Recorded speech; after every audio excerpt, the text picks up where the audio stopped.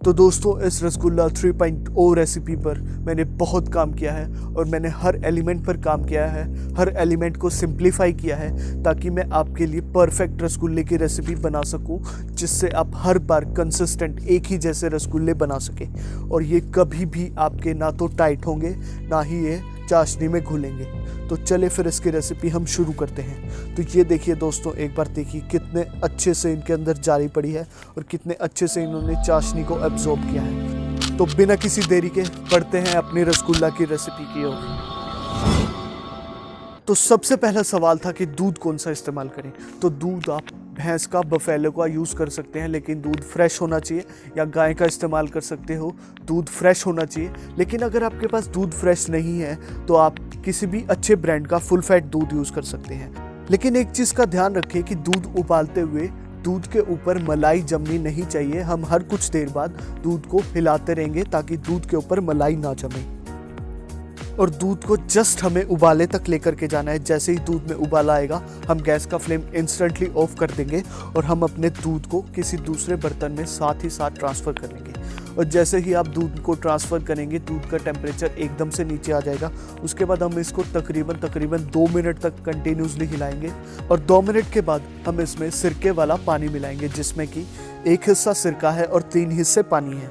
और इस 1 लीटर दूध के लिए मैंने 1 कप मेजरमेंट का इस्तेमाल किया है, जिस 1 कप में मैंने 3 हिस्से तो पानी मिलाया है और 1 हिस्से सिरके का है। तो ऐसे ही हम इसको धीरे धीरे से अपने दूध में मिला करके और दूध को फाड़ लेंगे।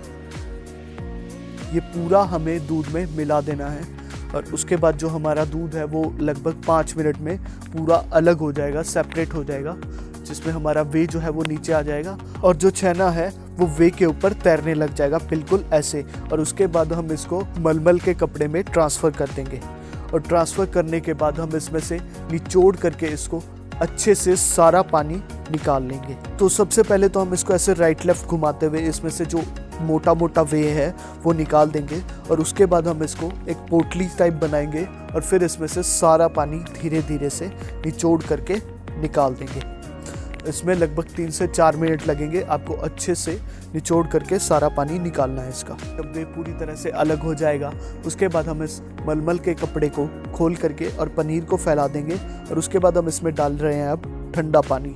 ठंडा पानी डालने से पनीर का टेम्परेचर कम हो जाएगा और इसका जो खट्टापन है वो भी कम हो जाएगा और इस ठंडे पानी को भी हम अच्छे से निचोड़ करके निकाल लेंगे।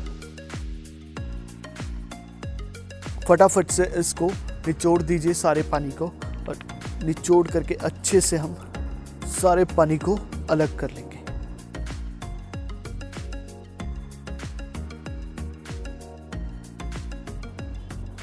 उसके बाद हम छेने को एक बड़ी बाउल में ट्रांसफ़र कर लेंगे और ट्रांसफ़र करने के बाद हम उसको अच्छे से मसलेंगे।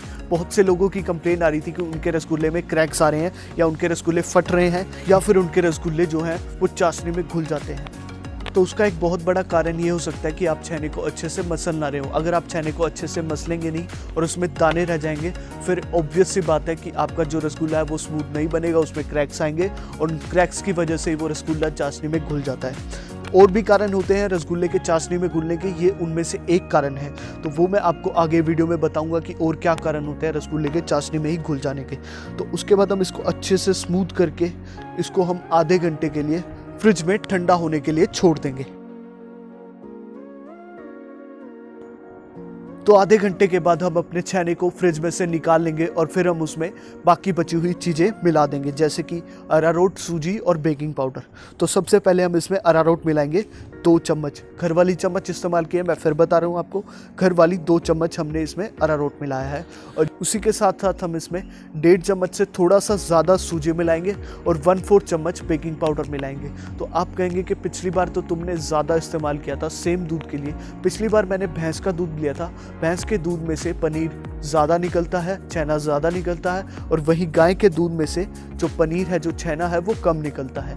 तो गाय का दूध इस्तेमाल करें तो ये रेशो को फॉलो करें। ये सब चीज़ें मैं डिटेल में डिस्क्रिप्शन बॉक्स में डाल दूंगा कि गाय के दूध के कितना छेना निकलता है, भैंस के दूध का कितना छेना निकलता है। बाकी ये काफ़ी हद तक डिपेंड करता है कि उन्हें क्या खिलाया जाता है, तो उनकी फीड पर डिपेंड करता है, बट स्टिल मैं आपको एक एवरेज बेस पर बता दूंगा और उसी के हिसाब से आप इसमें कॉर्नस्टार्च और सूजी मिला लीजिएगा।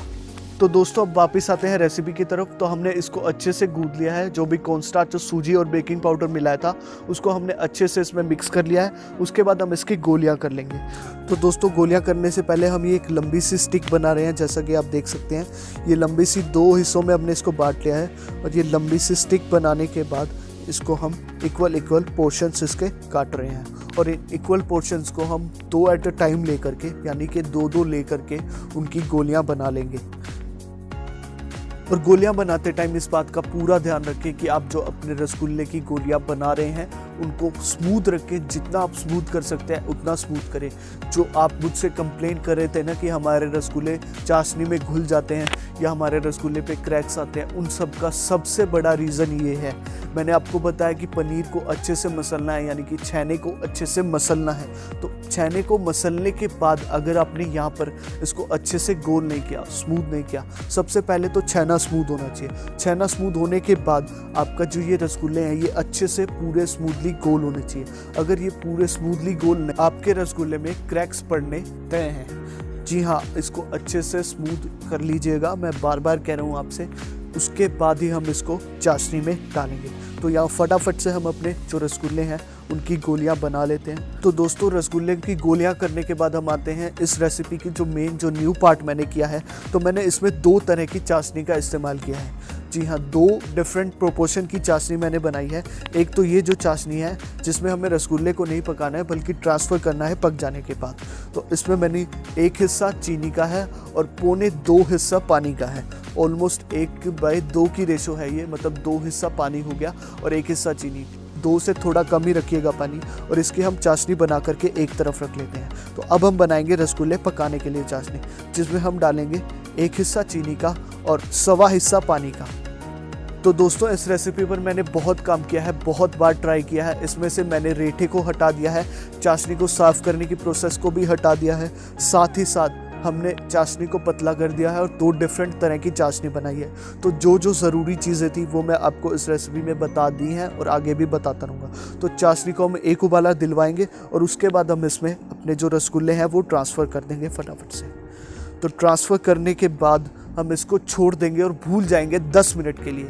10 मिनट तक आपको इसको हाथ भी नहीं लगाना है। पूरा घड़ी में देख के 10 मिनट आप इसको पकने के लिए छोड़ दें। और 10 मिनट के बाद हम पैन का ढक्कन हटाएंगे और हम अपने रसगुल्लों को चेक करेंगे। और साथ ही साथ जो दूसरी चाशनी हमने पहले बनाई थी उसमें से हम 2 से 3 कड़छी इधर ट्रांसफ़र कर देंगे। और ट्रांसफ़र करने के बाद हम अपने रसगुल्लों को एक बार घुमा लेंगे ताकि वो इवनली हर तरफ से पक जाए।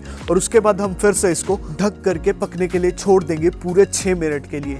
यानी कि टोटल टाइम हमारा रसगुल्ले पकाने में लगा 16 मिनट। 16 मिनट के बाद आपके रसगुल्ले रेडी होंगे बिल्कुल। और उसके बाद हम इसको ट्रांसफ़र करने के लिए तैयार हैं। तो इनको हम ट्रांसफ़र कर लेंगे उस पतली चाशनी में जो हमने पहले बनाई थी। ध्यान रखिए कि चाशनी बहुत ज़्यादा गर्म ना हो, हल्की सी कोसी होनी चाहिए बस चाशनी।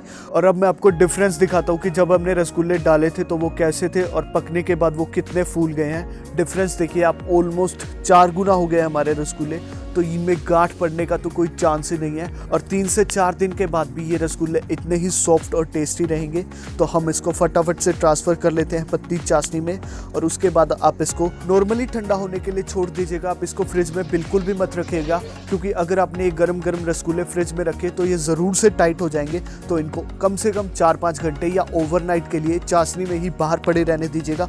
उसके बाद ये देखिए, ज़रा देखिए रसगुल्ले में इतने ज़्यादा फूल गए हैं रसगुल्ले, इसमें गांठ पड़ने का या टाइट होने का तो कोई चांस ही नहीं है। तो दोस्तों इस रसगुल्ले की रेसिपी पर मैंने सच में बहुत ही मेहनत की है। मैंने कम से कम 6 से 7 बार डिफरेंट प्रोपोर्शन से ये रसगुल्ले बनाए हैं। डिफरेंट चाशनी के साथ रसगुल्ले बनाए हैं। तो दोस्तों प्लीज़ इस वीडियो को लाइक ज़रूर कीजिएगा, इससे मेरा हौसला बहुत बढ़ता है। और सब्सक्राइब भी ज़रूर कीजिएगा अगर आपने अब तक नहीं किया है। और अपने फ्रेंड्स एंड फैमिली के साथ इस रेसिपी को शेयर कीजिएगा। Thank you guys, thanks a lot for lot of your love that you have shown on my videos.